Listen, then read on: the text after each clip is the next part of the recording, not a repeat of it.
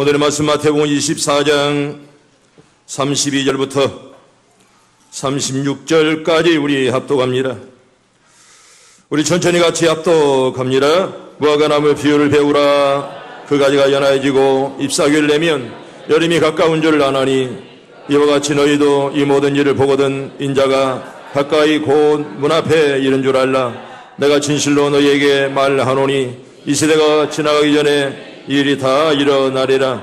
천지는 없어질지언정 내 말은 없어지지 아니하리라. 그러나 그날과 그때는 아무도 모르나니 하늘의 전사들도 아들도 모르고 오직 주 아버지만 아시느니라. 아멘. 할렐루야. 하나의 영향을 또 충만하길 바랍니다. 따랍니다. 올여름 잘 이깁시다.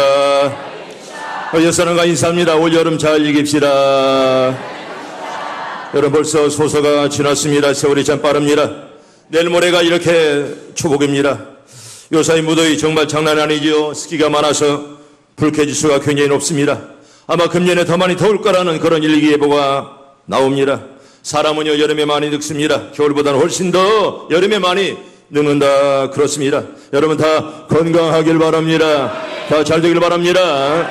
올여름 잘 넘기면 또 한 해가 잘 가는데 여러분들의 앞길이 하나님께 정말 축복 주시길 바랍니다. 벌써 올해도 벌써 중반이 지납니다. 1년 사시 추나추동 봄, 여름, 가을, 겨울은 변함없이 오갑니다. 봄이 오면 여름이 오고 또 여름이 가면 가을이 옵니다. 또 가을이 오면 여지없이 눈보라치는 겨울이 오고요. 또 그런 눈보라치는 겨울이 가면 또다시 이렇게 새싹 돋는 봄이 찾아옵니다. 이런 계절의 오감에 따라 세월은 흘러갑니다. 어떤 분은 말하지요. 세월은 흘러가는 물 같다 이렇게 말합니다. 어떤 분은 말하기를 쏘아오는 화살처럼 빠르다 아마 그렇게 말합니다. 여러분 보통 여름하면 싱그러운 자연 또 시원한 계곡과 바다 또 가벼운 옷차림에 자연스러움을 느끼게 하는 그런 계절입니다. 우리 어린이들은 여름 성경학교 우리 중고등부 학생들은 여름 캠프를 고대하고 있습니다. 이렇게 여름은 여름대로 재미도 있고 낭만도 있는 계절이라 이렇게 우리가 말할 수가 있겠습니다. 이 좋은 계절을 맞이하여 우리는 계절이 하는 설교를 들어보고자 합니다. 어떤 이의 말에 의하면 주나조동 봄, 여름, 가을, 겨울, 사계절은 자연 세계의 하나님의 4대 설교자들이라 이렇게 말합니다.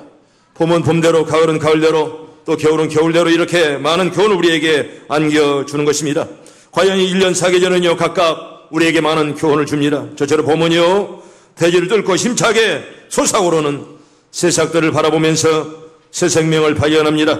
우리에게 희망과 자유를 우리에게 선사합니다. 또한 여름을 예찬논 자들은요 녹음방초 승화라 이렇게 말합니다. 뜨거운 태양의 계절 그리고 여러분 늘 씨 뿌리는 계절 바로 여름 아니겠습니까? 나 여러분들 여름에 많이 씨를 뿌리기를 바랍니다. 많이 우리가 뿌린 대로 우리가 거두기 때문에 우리 씨앗을 많이 뿌려야 됩니다. 가을은 그야말로 천국화 위의 그런 계절입니다. 우리 이렇게 뜨거운 여름을 보내고 있건만은 분명히 가을은 오지요. 여러분 특별히 오곡백화 황금 물결이 머지않아 올 것입니다. 열매가 풍성합니다. 또한 단풍의 계절이 찾아옵니다. 온 산야에 단풍이 가득가득 물들고요. 그리고 그 단풍이 끝내 떨어지고 그걸 보면서 우리는 또 인생 무상함을 느끼게 되는 것이 바로 가을입니다. 또 겨울은요 엄동설한 눈보라가 생각납니다.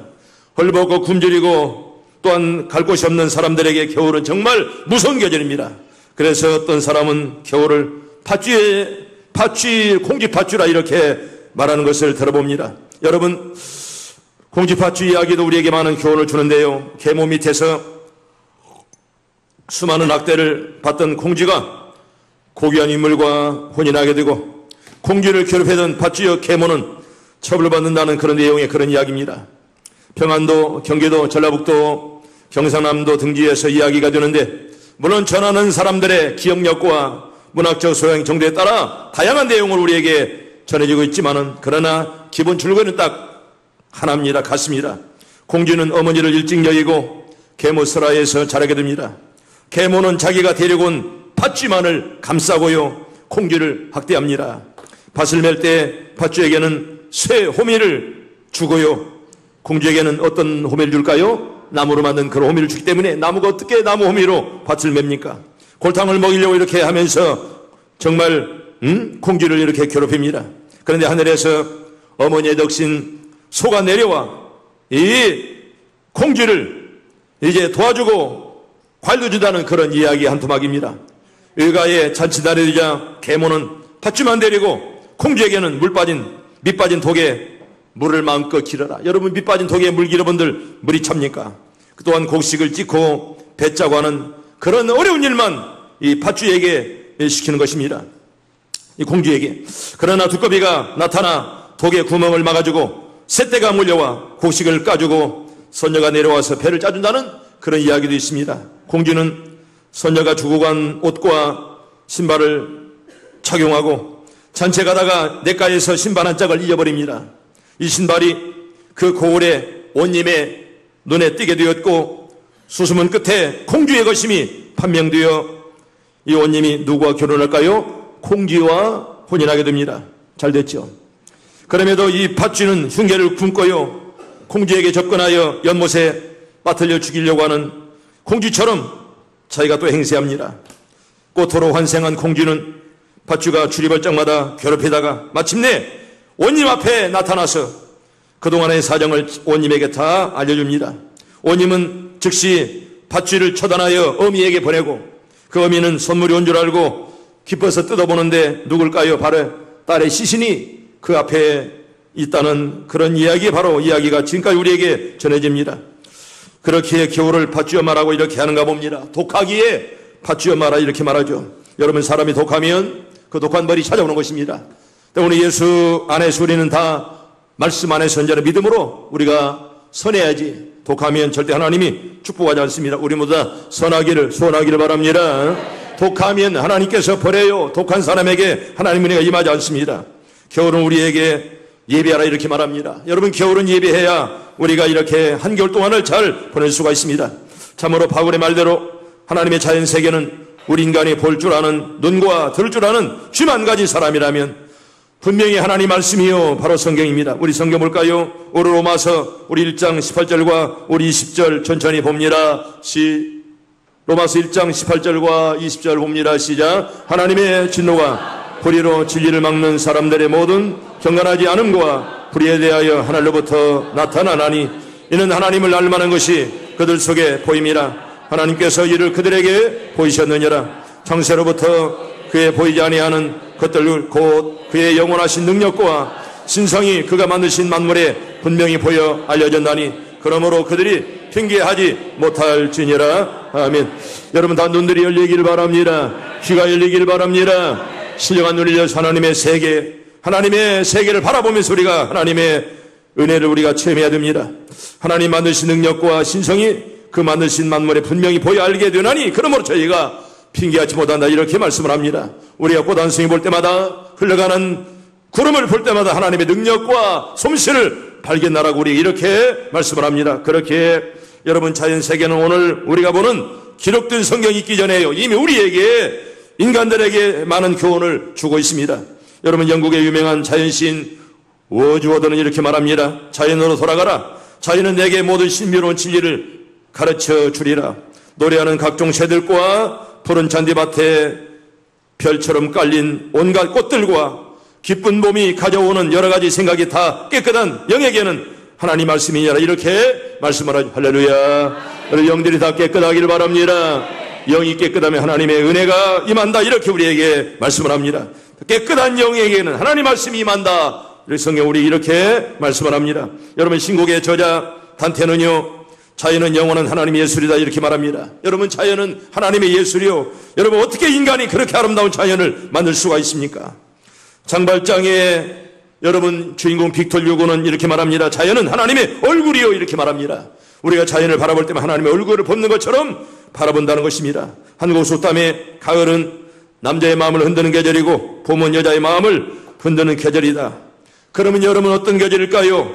나태하고 게을러진 신자들을 흔드는 계절이 바로 여름이 아닐까 생각되어집니다. 그러므로 이 더운 여름에 더욱더 힘쓰고 애쓰는 마음으로 찬송하며 기도 많이 하시길 바랍니다. 할렐루야. 여름에 오히려 더 많이 기도하길 바랍니다. 많이 찬송하길 바랍니다. 오히려 여름에 우리가 게으르고 나태하면 여러분, 우리가 절대 하나님의 영적인 복을 우리가 받을 수 없습니다. 오히려 더욱고 힘들건나는 마음껏 찬송하고 마음껏 기도함으로 오히려 하나님이 함께하는 그런 복 있는 계절이다 되기를 바랍니다. 여러분 그 외에도 계절에 관한 금언과 속담들이 참 많이 있습니다. 농사는 봄에 씨 뿌리고요, 여름에 가꾸고 또 가을에 거두고 겨울에 저장하는 일을 제때 해야 됩니다. 따라합니다. 제때에. 여러분 제때에 하길 바랍니다. 여러분 때를 잊어버리면 여러분 공부할 때도 때가 있는 것이에요. 늙어서 공부하는 거 말이 공부지 공부 아니에요. 학위만 하는 것이지. 여러분 공부도 다 때가 있고 씹을 때도 때가 있습니다. 이번에 비가 없어서 얼마나 농사가 늦어졌습니까? 여러분 제때에 뿌리는 거 얼마나 아름답습니까? 물론 늦게라도 하는 거 감사하지만은 우리가 제때 하는 거 굉장히 좋습니다. 우리가 믿음 생활할 때 어떤 일을 거행할 때 언제나 제때에 여러분 때를 따라 하는 거 굉장히 아름답습니다. 폴란드 수도에 보면 봄은 처녀요, 여름은 어머니요, 가을은 미망인이요, 겨울은 계모이다 이렇게 말합니다. 때문에 오늘 우리는 이 여름이 주는 교훈을 배우려고 합니다. 제대로 따라합니다. 여름은 성장하는 계절입니다. 여러분들의 기도가 많이 성장하길 바랍니다. 믿음이 성장하길 바랍니다. 헌금이 많아지길 바랍니다. 봉사가 많아지길 바랍니다. 여름은 성장하는 계절이요. 여름은 성장하는 계절이죠. 여름의 특징은 만물이 무럭무럭 자란다는 것입니다. 밭에 있는 채소, 또 정원의 꽃, 또 산천의 초목들이 다 자란다는 것입니다. 심지어 동물이나 인간들까지 여름은 자라나는 그런 계절입니다. 여러분 자라지 않으면 사람이 아니죠. 동물이 아니다. 아니죠. 여름철에 뜨거운 열기를 받으면서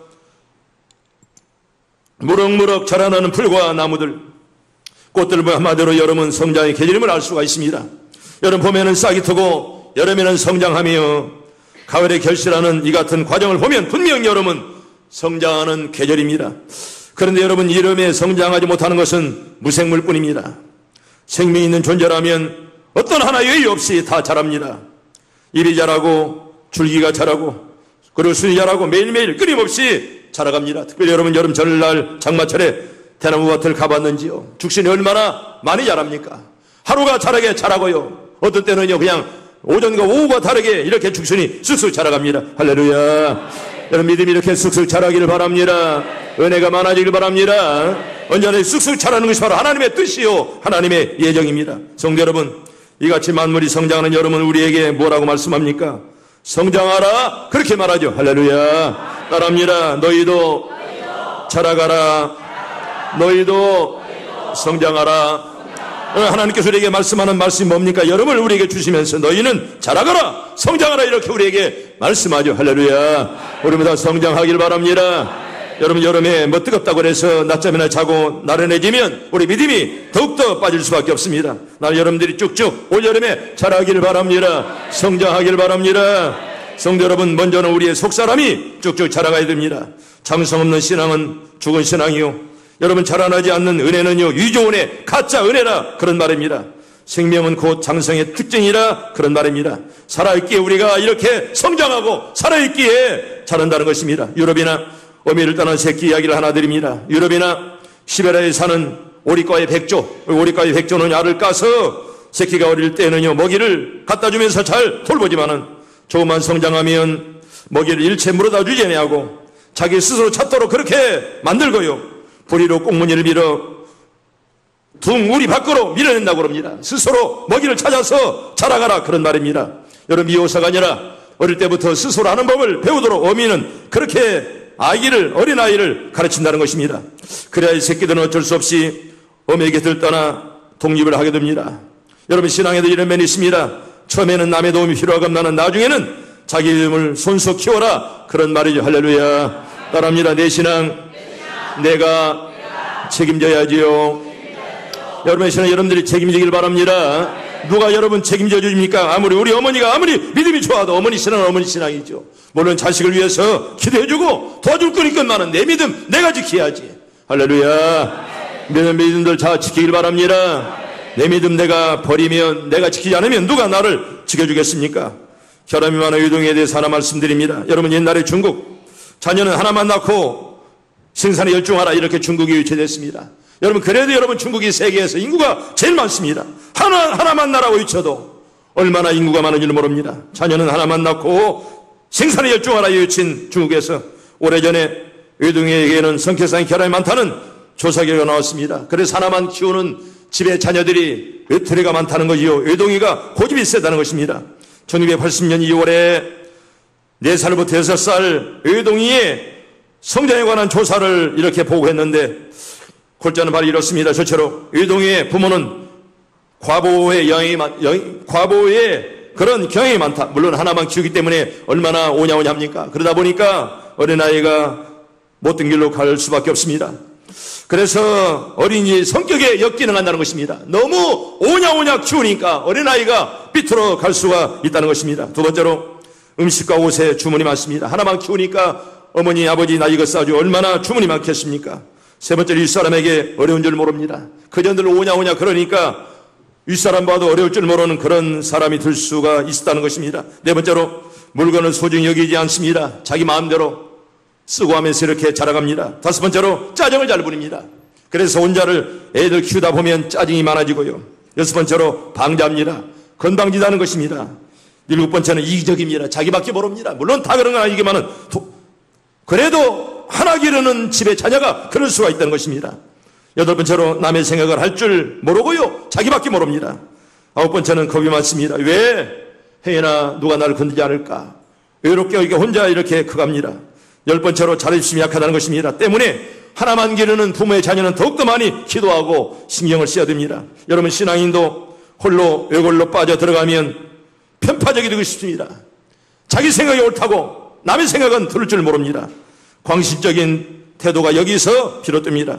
그러므로 신앙인들에게는 언제나 자기 점검이 필요하지요. 내 믿음 내가 어떤가, 내가 정말 어떤 길을 가고 있는가 자신을 살펴보는 그런 자세가 필요하다 그런 말입니다. 성도 여러분, 그림 속의 아이가 아무리 건강하고 예쁘게 보여야 돼요. 여러분 그림 속의 아이는 절대로 성장하지 못합니다. 여러분 그림 속의 아이가 성장하는 걸 보았습니까? 오히려 세월이 가면 점점점 퇴색해 가는 것입니다. 여러분 그림의 꽃은 색채가 매우 아름답습니다. 그러나 그림의 꽃은 절대로 자라지는 못합니다. 생명이 있는 꽃만 자랍니다. 성도 여러분, 우리의 영혼, 우리 상태가 어떠합니까? 바울은 이렇게 말합니다. 고린도서 1장에 보면 하나님을 알기에 일취월장이라 이렇게 말합니다. 우리의 마음은 하나님을 알기에 일취월장해야 우리 하나님께서 우리에게 은혜 주시고요.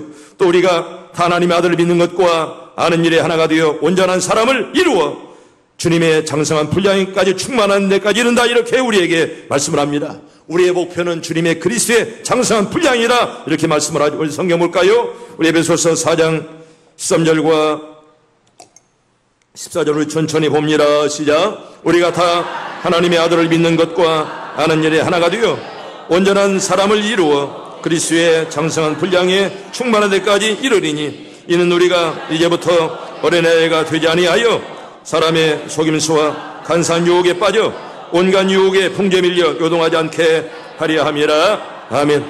어린아이처럼 되지 아니하며 장성한 분량까지 이른다 이렇게 말씀합니다. 여러분 우리의 목표는 주님의 장성한 분량까지. 아멘. 그렇게 여러분 기도하길 바랍니다. 주님의 그리스도의 장성한 분량까지 자라가라 우리 이렇게 말씀을 합니다.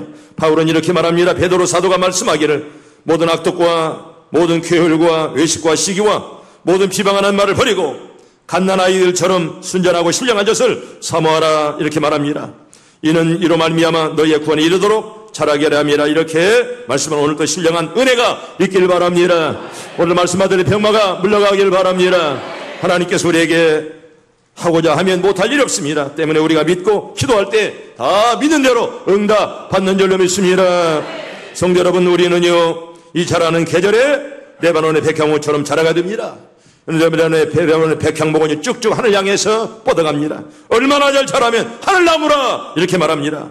저 들판에 초목처럼 장성해야 됩니다. 우리 신앙에서 또 사랑에서 소망에서 자라가야 됩니다.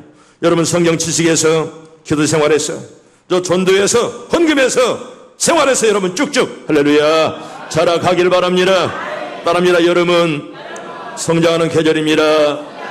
여러분 많이 성장하길 바랍니다. 많이 자라길 바랍니다. 안진뱅이 신앙은 절대로 여러분 믿음이 성장하지 못합니다. 하나님 앞에 드리지 못하는 신앙은 절대로 성장할 수 없습니다. 두 번째로 여러분 부지런히 활동하는 계절입니다. 많은 사람들이 여름 동안에는 아무것도 하지 않아도 돼 이렇게 착각합니다. 여름은 너무 덥고 힘드니 아무것도 하지 말자 이런 마음을 가지고 나는 여러분 잘못입니다. 여름에 우리가 여름을 놓쳐버리면 인생을 우리가 잘못 살 수가 있다는 것입니다. 여러분 영어에 여러분 여기 바로 베이케이션, 불어의 바캉스, 우리말의 휴가 이런 말들이요 뭐 쉬자 놀자 이런 여운을 우리에게 풍기기는 하지만은요, 물론 쉬는 것도 우리 몸과 마음을 회복시키는 것도 여름철에 해야 할 일 중에 하나건만은 여름을 우리가 잘 보내야 됩니다. 여름을 잘 보내면 인생이 성공하건만은 여름을 잘 못 보내면 우리 인생이 망가질 수밖에 없다는 것입니다. 여러분, 우리는 이 여름 석 달을 마냥 휴가처럼 보낼 수만은 없습니다. 뭐 바캉스, 뭐 방학, 뭐 휴가 이렇게 우리는 이 여름 석 달을 그냥 마냥 보낼 수는 없습니다. 여름이 덥다고 할 일을 게을리하고 일하지 않아야 하면 결실의 가을에 우리는 아무것도 바랄 수가 없습니다. 바울 사도는 이렇게 말합니다. 로마서 12장 11절에 보면 따라합니다. 부지런하여 게으르지 말고 무엇을 품고 열심을 품고 주를 섬겨라. 아멘. 여러분만 시작. 부지런하여. 아멘. 어떤 사람이 입을 딱 미제짝 굴을 채우고 딱 닫고 있는 사람이 있어. 그래야 은혜 받지 못해. 똑똑한 사람은 입을 벌려서 해야 돼. 여러분만 시작. 부지런하여 게으르지 말고. 아멘. 우리 장로님들만 시작. 주를 섬겨라. 장로 아닌 사람은 안 해도 돼. 가짜 장로들. 자, 우리 찬양대만 시작. 아멘. 따라합니다. 부지런하여 게으르지 말고 열심히 품고 주를 섬겨라. 우리 장로님들만 한 번 더. 장로님들만 시작. 부지런하여. 어찌 장로들 오늘 시원찮아요. 잘못한 사람만 따라서는 것 같아. 다시 나 따라서. 부지런하여 게으르지 말고 열심히 품고 뭐 누구를 섬겨? 주를 섬겨라. 아멘. 그렇게 살길 바랍니다. 여러분, 여름철에 쉬고 놀고 자기만 하면 인생이 망가진다는 것입니다. 바울은 그렇게 말하지 않습니다. 열심히 품고 주를 섬겨라. 여러분, 설교 주제에서 말씀의 끝만은요, 여러분 잠언 6장에 보면 게으른 자여 계매로 와서 그 하는 것을 보고 지혜를 얻어라. 계매는 투령도 없고 간역자도 없고 주권자도 없으되 먹을 것을 여름 동안 예비하여 줄 때 양식을 모노니라. 이렇게 말씀합니다. 아마 여러분들은 카네기를 잘 알 것입니다. 카네기. 저분이 바로 카네기입니다. 얼마나 유명한 분이십니까? 강철한 이 카네기가 세상을 떠날 때 그 묘비에 이렇게 써 있다고 합니다. 뭐라고 써 있을까요? 여기 자기보다 훌륭한 사람을 잘 활용하여 크게 성공한 사람 바로 여기에 잠들어 있다. 다시 한번 합니다. 여기 자기보다 훌륭한 사람을 잘 활용하여 크게 성공한 사람 잠들어 있다. 이렇게 저 묘비에 써 있다는 것을 한번 따라 볼까요? 여기 자기보다 훌륭한 사람을 잘 활용하여 크게 성공한 사람 잠들어 있다. 누구라고요? 카네기의 묘에 이렇게 써 있습니다. 여기 자기보다 훌륭한 사람을 잘 활용하여 크게 성공한 사람 여기 잠들어 있다. 얼마나 멋진 얘기입니까? 그 사람이 똑똑해서 잘났다는 얘기 아닙니다. 여러분, 사랑 있고 덕이 있기에 자기보다 더 훌륭한 사람들을 잘 활용해서 성공한 사람이 바로 여기에 잠들어 있다는 그런 이야기입니다. 얼마나 훌륭한 그런 얘기입니까? 나는 약하지만 주님 강하시오니 주님 다 붙들리길 바랍니다. 주님이 함께할 줄 믿습니다. 여러분, 절대 내가 부족해도 하나님 붙들고 살아가는 자에게 우리 하나님의 은혜가 있을 줄로 믿습니다. 하나님은 늘 선한 자의 편이고 또 하나님께서 정말 간절하게 찾는 자들에게 우리 하나님 함께한다는 것을 우리에게 성경은 잘 말씀을 합니다. 성도 여러분, 부지런히 활동하십시다. 우리 모두는 다 하나님의 일꾼들이요, 오늘 새벽에도 말씀에 끝나는 병사들입니다. 하루 종일 논밭에서 피땀을 흘리며 수고하는 농부처럼 우리가 충성해야 됩니다. 이 여름이 무덥다고 아무렇게나 허송해버리면 결국은 우리 일생의 4분의 1을 낭비하는 그런 누를 범할 수밖에 없습니다. 아무리 여름이라지만 부지런히 활동해야 잘하였다, 착하고 충성이 좋아, 이런 칭찬을 우리가 받을 수가 있습니다. 우리 모두 그런 칭찬 받을 수 있기를 여러분 꼭 소원하기를 바랍니다. 할렐루야. 칭찬받을 역사론과 인사합니다. 칭찬받읍시다. 나는 여러분들이 다 칭찬받기를 바랍니다.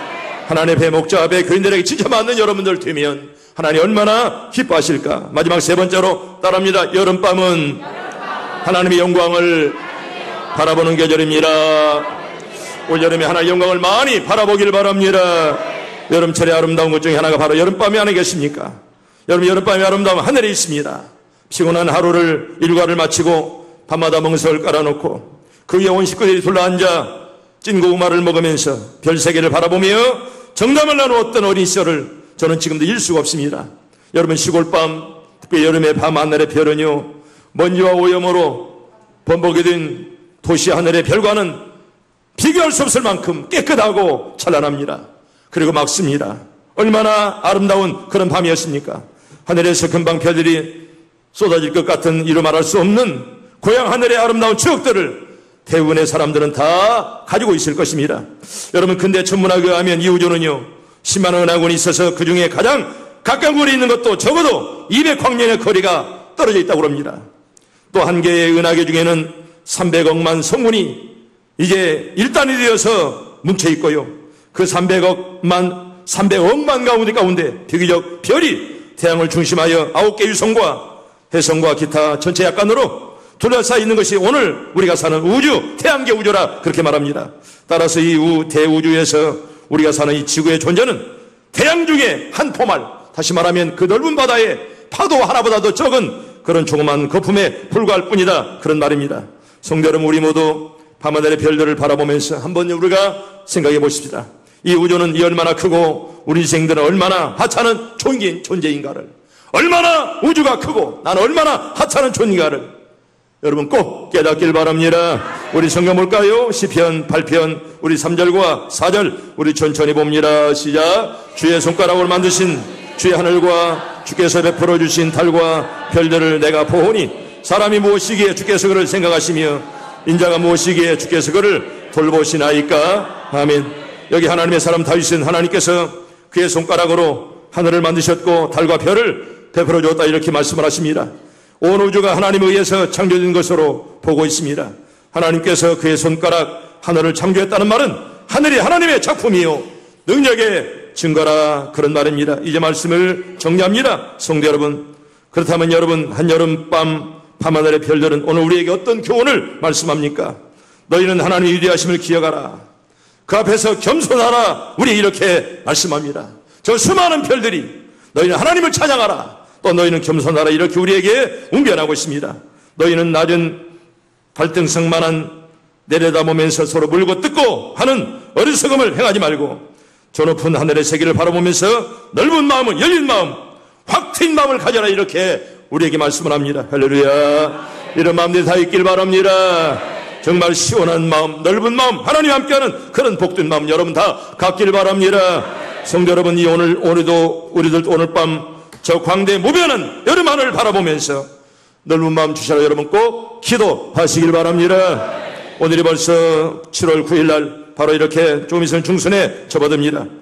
여러분, 세월이 얼마나 빨리 달려갑니까? 눈몰아치는 겨울이 엊그제였는데 벌써 이렇게 태양이 장렬하는 여름에 우리가 들어섰습니다. 여러분, 그런데 여러분요 마냥 쉬는 계절 아닙니다.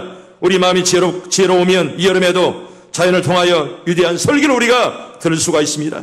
여러분, 성장하는 계절입니다. 부지런히 활동하는 그런 계절입니다. 특별히 여름밤은 하나님의 영광을 보는 계절입니다.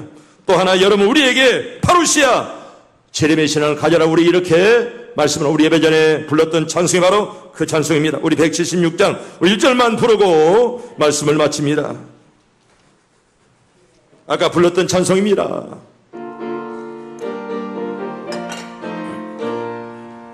주 어느 때 다시 오실는지 아는 이가 없으니 등 밝히고 너는 깨어 있어 주를 반겨 맞아라.